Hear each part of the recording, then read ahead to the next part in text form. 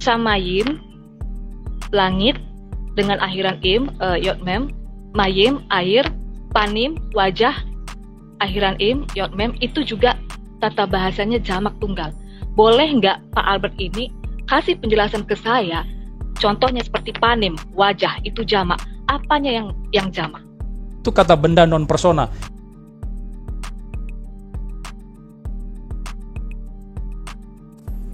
Shalom semuanya, ini adalah video tanggapan untuk Bung Albert Rumampuk ya, yang kemarin, dan CSCS-nya yang sepertinya terlalu kegerahan hanya dengan satu pertanyaanku. Ya sebenarnya aku di sini bukan concern di masalah kejadian 1 ayat 26 ya. Bung Albert itu pura-pura amnesia. Dia sengaja membias ke topik lain, tapi nggak menjawab pertanyaanku. Padahal sebenarnya di sana aku itu pengen bertanya memang ya, pengen tahu dari polanya, paradigmanya Bung Albert mewakili Trinitarian tentang jamak tunggal Elohim. Bahkan setelah itu aku ajak lanjutan untuk khusus bahas itu aja, nggak usah berlanjut kemana-mana. Tapi kayaknya ogah-ogahan. It's okay sebenarnya kita mau mengarah ke kejadian 1:26 kata kita di sana, tapi ya tanggapi dulu dong pertanyaanku yang kemarin. Nah, di sini sebenarnya kalian itu nggak perlu nyodorin bahasa Ibrani, nyodorin bahasa Yunani. Ya, kalau kita bicara tentang alfabet Ibrani misalnya, alef, bet, gimal, atau alfabet Yunani, alfa, beta, gamma, delta, atau ya mau alfabet apa aja, itu sebenarnya kan hanya untuk membaca. Oke nih, sekarang aku kasih aksara Batak. Tujuannya itu untuk membaca. Yang ku maksud di sini adalah framework untuk tahu gimana filosofis orang Batak, gimana kehidupan sosialnya, gimana gaya hidupnya, keyakinan atau apa aja dan lain-lain. Itu kan kita harus masuk ke dalam frameworknya kultur Batak itu sendiri. Makanya waktu aku bertanya kepada Bung Albert, di situ sebenarnya aku mau tahu ya framework yang dia pakai itu framework apa. Makanya aku mau ngajak Bung Albert itu untuk membahas tentang Echad, tentang jamaknya Elohim dengan frameworknya dia yang berbias kemana, aku nggak tahu, mungkin berbias ke Helenis, dengan frameworknya kami yang memakai pola Ibrani sesuai dengan pola Rasul sendiri. Aku setuju ya, Echad itu cardinal number, itu angka 1. Nah, 1, 2, 3 ya, Allah memang satu, roh, ruah, energi, itu satu. Bagaimana?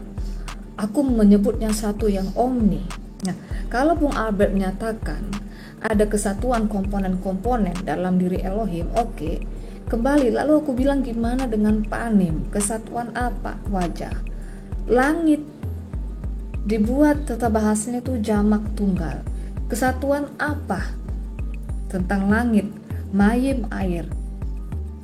Gimana kalian menjelaskan ini?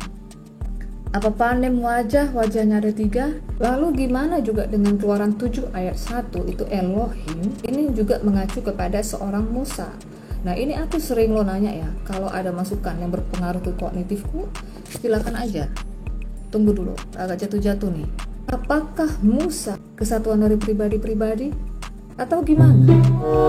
Oke, sekarang kita masuk ke Kejadian 1 ayat 26 yang kalian mungkin gak sabar lagi ya. Berfirmanlah Allah, baiklah kita menjadikan manusia menurut gambar dan rupa kita, bla bla bla. Nah, maka Allah menciptakan manusia itu menurut gambarnya. Itu ayat yang ke-27. Nah, sekarang di sini kan kita masuk ke pertanyaan, Allah ini berbicara dengan siapa? Ini yang menjadi salah satu perdebatan teologi ya. Di sini ada 3 option.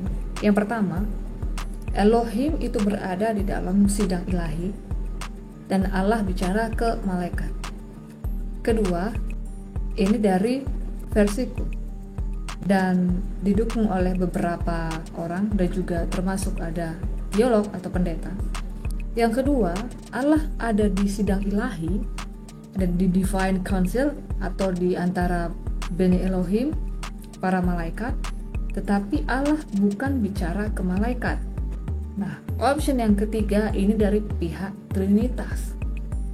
Allah itu bicara ke pribadi-pribadi di dirinya, bicara ke pribadi 1, 2, ketiga itu saling kombur-kombur gitu ya, margibah gitu ya. Sekarang kita masuk dulu ke gambar dan rupa. Selem Demut atau Bet Salmanu dan Kit Mutenu ya. Jadi ini banyak kali perdebatan teologi ya, dari zaman kuda gigit besi. Ya, banyak teolog-teolog yang punya penafsiran dan versi tentang gambar dan rupa ini.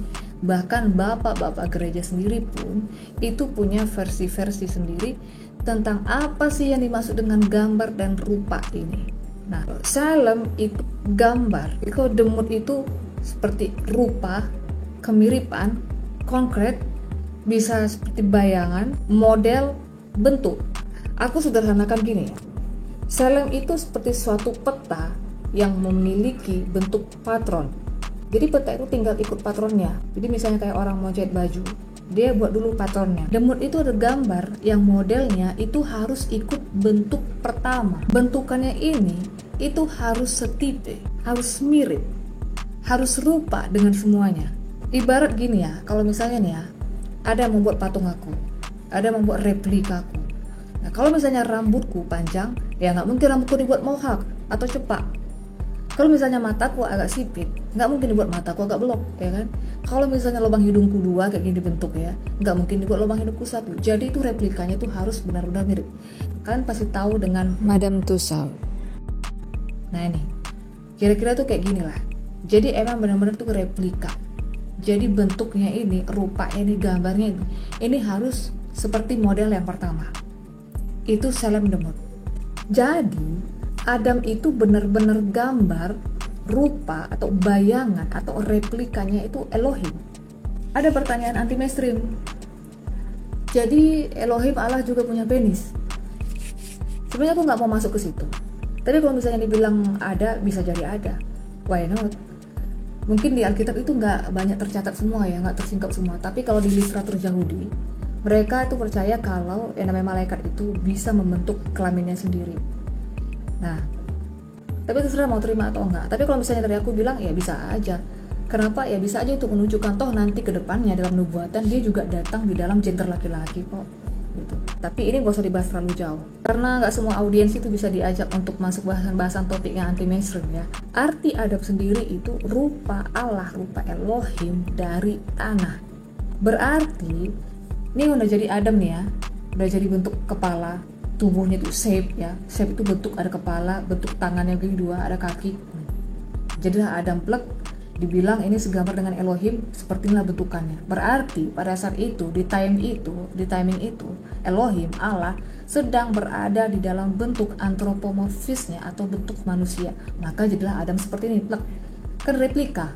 Gak mungkin pada saat itu Allah bentuknya kubus terus tiba-tiba plek jadi Adam bentuknya begini. Enggak. Itu namanya nggak replika, nggak cocok gambarannya. Berarti pada saat itu Allah atau Elohim sedang di dalam bentuk antropomorfisnya ya, seperti manusia, ada kepala, tangan, kaki, tapi tubuhnya itu substansinya roh ya. Kalau shape sama, kepala, ada bahu, tangan. Adam itu serupa tapi nggak sama Elohim, nggak ada yang bisa sama kayak Elohim. Kan pernah dengar lah ya, pasti serupa tapi nggak sama. Nah, sekarang menjadi pertanyaan tuh kayak gini. Kalau misalnya ini Allah, kalau misalnya Elohim, itu bilang ke malaikat, segambar dan serupa dengan kita, artinya segambar dan serupa dengan Elohim, dengan malaikat juga. Pertanyaannya, apakah malaikat juga disebut dengan segambar serupa dengan Allah? Apa malaikat disebut segambar dan serupa dengan Elohim? Setahu aku, hanya Adam yang diberikan hak istimewa itu, hak khusus itu yang segambar dengan Elohim. Cuma ini pelan-pelan ya. Kalau misalnya nih ya, Allah bilang ke malaikat segambar dan serupa dengan kita, ke malaikat, artinya segambar serupa dengan malaikat juga. Plek, lalulah jadi Adam seperti ini. Sementara kita tahu tuh ya, malaikat itu ada yang kayak kerubim. Itu yang 4 kepala 4 wajah. Wajah manusia, wajah kerbau, raja wali, singa. Kalau misalnya Elohim bilang segambar dan serupa dengan kita, yang dimaksudkan juga bicara sama malaikat, maka nggak cocok. Logisnya pada saat itu timingnya itu semua itu harus sama bentuknya gitu ya, baru cocok, baru sinkron. Ayat 27, Kejadian 1 ayat 27 itu memperkuat bahwa manusia itu diciptakan menurut gambarnya, menurut gambar Elohim saja. Allah bukan bicara ke malaikat, walaupun Allah itu berada di sidang ilahi. Kalau misalnya dikatakan di sidang ilahi, apakah bisa diterima Allah berada di sana? Bisa banget. Salah satu metode yang kita pakai itu adalah scripture interpret scripture. Nah, kalau misalnya Trinitas itu kan bilang dia bukan ada di sidang ilahi. Bisa aja Allah berada di sidang ilahi, tapi bisa juga Allah nggak ada di sidang ilahi. Tapi kalau misalnya kita mengambil persentase terbanyak terkuatnya, alat-alat buktinya untuk mengatakan Allah itu berada di sidang ilahi bersama para malaikat-malaikatnya, itu bisa aja melalui metode scripture interpret scripture, ayat menjelaskan ayat. Nah, artinya kasus A atau topik A ini ya, atau yang diceritakan di A ini pasti akan dikonfirmasi di tempat lain, di kitab lain atau di pasal lain. Nah, pertanyaannya, apakah ada satu case kalau Elohim itu berada di sidang ilahi, berada di antara malaikat-malaikatnya? Ada. Itu ada di Mazmur 89 ayat 8, Yeremia 23 ayat 18, di Mazmur 82 dari tradisi Rabbin Yahudi sendiri. Terus ada di Alkitab masa kini, itu juga bilang bahwa Elohim itu ada di sidang ilahi. Jadi kalau misalnya dibilang sidang ilahi itu bisa diterima, sangat bisa diterima ya. Tetapi masalahnya apakah Allah bicara sama malaikat atau gimana, itu nanti dulu. Lagian apa sih susahnya untuk percaya kalau Elohim itu ada di sidang ilahi? Semua yang ada di dunia ini, pemerintahan, kerajaan, itu kan semua proyeksi dari apa yang tidak kelihatan di alam roh. Apa yang kelihatan ini adalah proyeksi dari sesuatu yang tidak terlihat. Di Ibrani dibilang sesuatu yang kelihatan diciptakan, dijadikan dari sesuatu yang tidak kelihatan. Nah, seperti ya, kalau di dunia ini juga ada kayak kerajaan gitu ya. Ada raja, ada pengawal-pengawalnya. Pemerintahan Allah juga begitu ya. Ada raja, ada pengawal, ada malaikat, ada rakyat, itu nanti kita kalau udah di surga. Apa susahnya sih? Oke, kita balik yang ke tadi, masalah Shalom Demut tadi. Aku udah bilang kalau ini diperkuat di ayat 27 bahwa manusia itu diciptakan menurut gambar Elohim aja, menurut gambar Allah. Jadi di sana Allah itu bukan bicara kepada malaikat.